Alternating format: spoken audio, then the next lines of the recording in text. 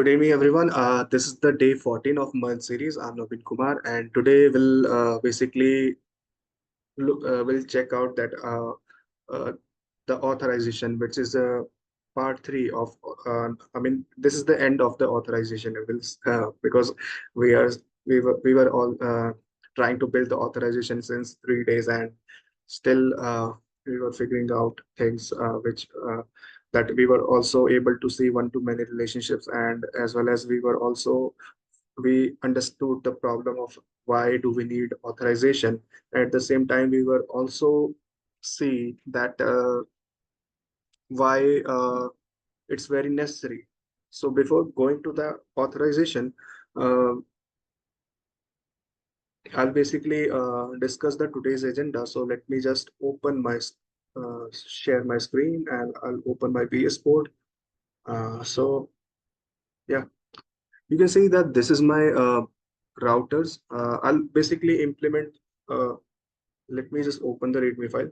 You can see that this is the agenda of today. So we'll add the authorization part three, and this is the final part.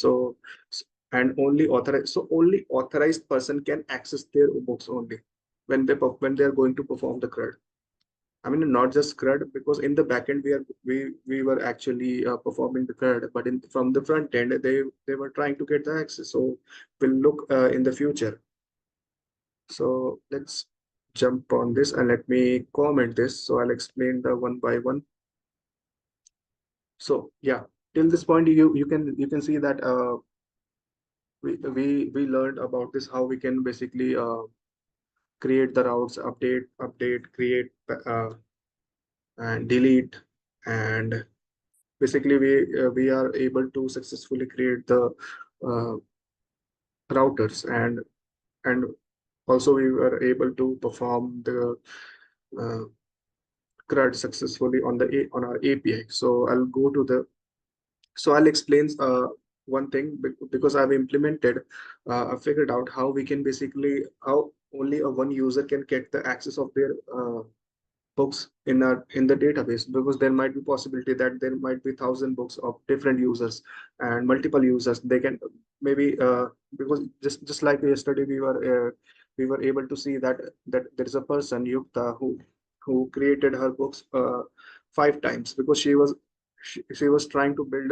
one-to-many relationships. So, and when she was trying to build multiple relationships with only one user's credential, so there might be possibility that there are multiple users who created their multiple relationships with multiple books. So that is how things are going on. So we'll see that. Let me just restart my server. So I'll say npm run dev. I'll restart my server, and I'll go to the books router, and we'll basically log in. So I'll show you that what is one-to-many relationships once again. So I'll copy this token, and we'll go to the get router, and in the request body headers, we'll pass our token. So I'll copy this. Basically, we need to remove the old token, and we'll paste our updated token, which we have just copied. So you can see that if I hit enter, now I'm able to basically, till this point we are able to make a get request, but can you see this that there are multiple books which are not with the user ID, not with the username, because these are just let's say I mean they are not required. We'll remove it till we'll but till this point you can see that there are multiple users. You can see that there is a user named David, and there is a user named Yukta, because she is able to see her books, but but can we say that it is a quite sufficient amount of authorized authorization we have built so far yet? Absolutely not, because she should only see her she should be able to see in her only books. So I'll try to build it. I'll try to build it today. So how can we build the authorization that only a person who is successfully logged in, only they can get the access of their books. They should be able to read their only books. If I'm the person who logged in my in the company's database, so let's say I should be able to read only my books. I don't want someone else's books unless and until I need it. I will get the permission for that, and I will get the access from that person who is the owner of that books. So I'll try to build it. So how can we build that though? So you can see that in each book document there is a term called user ID. And user ID is nothing but the user credential. It comes with the user credentials once you start. So if I hit enter to read the books after login, you can see that we have to go to this auth middleware. And in the auth middleware, let me take you to that so you will get a better clarity. So once we go to this auth middleware, we'll verify the token, and after then token will basically decode that token. In that token, uh, there is an encryption form of our payload which we were sending once we logged in. And once it is get decoded, let me just show you in my terminal. So once we are sending the token, you can see that once I logged in, I get the token in my online number 7. I get the token in my terminal, and after then once I but it is get decoded, we were successfully able to see that decoded is nothing but a object in the and it is inside this we have our payload uh, which we have decoded successfully, and this is nothing but the user ID and the username who logged in successfully, and they try to get the access of our book. This is how we can get to know that who is trying to basically get the access of our books. So let's see. Now the question comes how we can implement that the only person who is logged in our database, only they can get the access of their books only. They can basically they should be able to read their books only. And this is how similarly this is how we are going to implement the all rest of the CRUD. So don't worry, I'll explain everything today. So so for that we need to basically uh, you also see that we are once it is get decoded, we are attaching it with the request body. So once it is get attached with the request body, we can successfully use it in our router as well. So once the user is allowed, this middleware basically allow you to go inside this curly brackets, and we are successfully able to read the books. But now the question comes ki how we can implement the books. So I'll basically in the request body, once the user ID is get attached with the request body, I can also store it in the variable as well. So I'll store it in the variable, and I'll basically read the books. I'll read the books based on the user ID. Basically, we are using a filter functionality here. It is some sort of filter, not actually filter, but you can see that based on the user ID, a user can only get their books. So and this is additional. So I'll basically I've added this. You can also get the username of the user, and once the response is successful, you can pass here that username. So it will also show you that who is the user of that book. So if I hit enter, you can see that in the response message, I'm getting that all books are found of that username who is logged in successfully here. So that is Yukta. And after this, you can see that uh, these are the books only which created by Yukta only. I mean, she is only seeing her books only right now, and there are not other books because we are successfully able to implement that this she is the authorized person, so she should be able to get the access of our books only, not the others, because for others she is not authorized.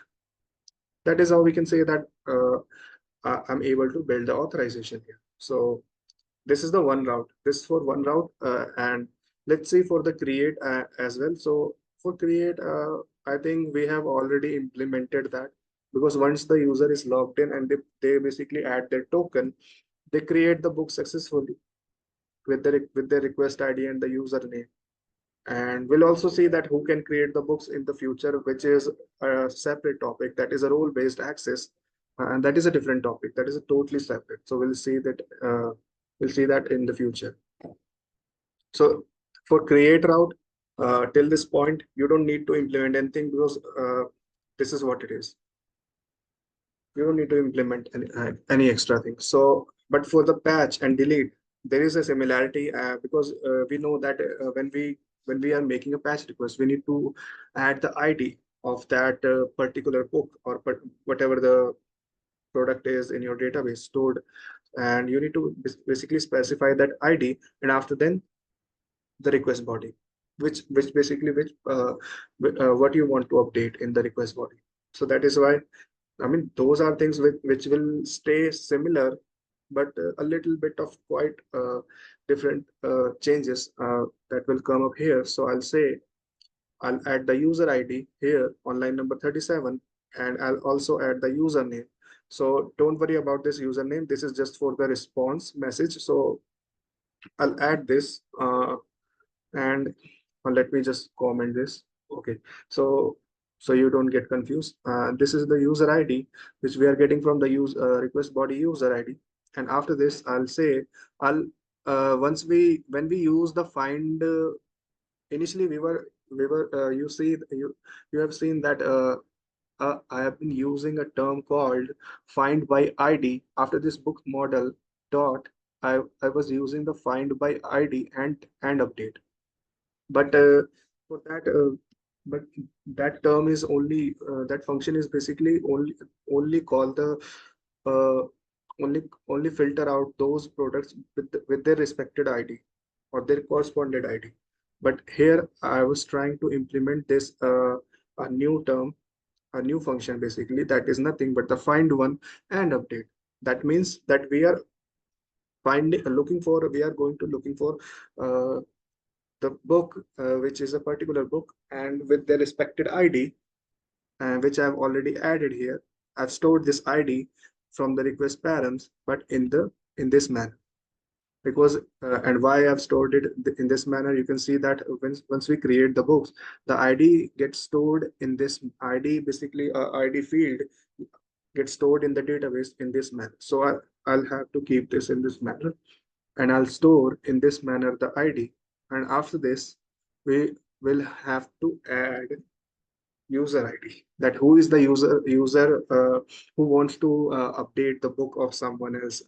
Will also get to know that if somebody is trying to get the access of someone else's books. So let's say if Yukta is trying to update my book, I mean, she should not able to update my book because she is not a authorized person for my books, and vice the versa, vice and versa, because I'm not the user who is authorized for her books. So after this, I'll add the request body. So I'll let me just and if she is not if she or I mean vice and versa situation, if we are not authorized person for someone else's books, we need to I have added the handle. I'm also sending a response here that you are not authorized for this books. And to be specific, that who is the user who are trying to get the access. So I'll say I'll use the backticks here, and let me just add it the username. So if there is a user who is not authorized and they were trying to update the book, we'll get to know that who is the user.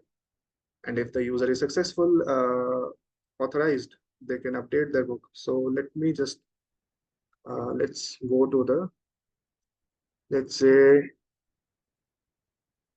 I'll go to the patch request, and let me just create, or let's say, okay, cool, um, update. And let's pick one book of, let's say, if this is the book of Kalki, which I will take its ID, I'll copy its ID, and I'll basically paste it here. And now you can see that, let me just remove this. We don't need this. I'll basically try to explain that how we can update the title. So let's say it is not Kalki, but let's say it is um, Kali or something else, ABCD something else. I'm trying to messing up with her books. So let's say, but for that, I need to be authorized. I need to be logged in as well. So I'll go to my login route and I'll log in with my credentials as well. So if I hit enter, I'll copy my token. I'll go to the batch request and I'll in the headers, request headers, I'll add my token here. So I'll add, let me add my token. Now my token is added in the batch request. You can see that, but and I wanted to get the access of Yukta's book, which is for that which I'm not authorized, and I should not be able to update that book basically. And let's see if I'm trying to messing up with her books, I'm trying to change the book name and I've added that book ID. If I hit enter, you can see that it says that you are not authorized to update this book, Naveen, which is I'm the user. I mean, it is also it will also caught you if you wanted to try messing up with someone else's book. This is how you can build the authorization. If she and let's say if the Yukta is the user and if she wanted to update her books, I mean you can implement that. I'll leave it to you. So I've implemented that, and you and similarly we can delete the books as well. If user is authorized, they can delete the books. If they are not, they will simply just come up with a message that they are not authorized to update to delete that book. And for delete, you need to specify the ID. You need to store the ID in this manner, and after this, you need to specify the user ID. So yeah, this is all about today. This is the final part of the authorization, and till this point, we are able to successfully build the authorization in our database. And tomorrow we'll see we'll come up with a new fresh topic. So we'll see tomorrow how what what's the topic for tomorrow. We'll see that. We'll leave that tomorrow. Uh, this is all about today. If you have any questions, if you have any doubts, you can simply just drop in the comments. I would be very grateful to know that. So thank you everyone for listening this. And yeah, good night. Have a good day.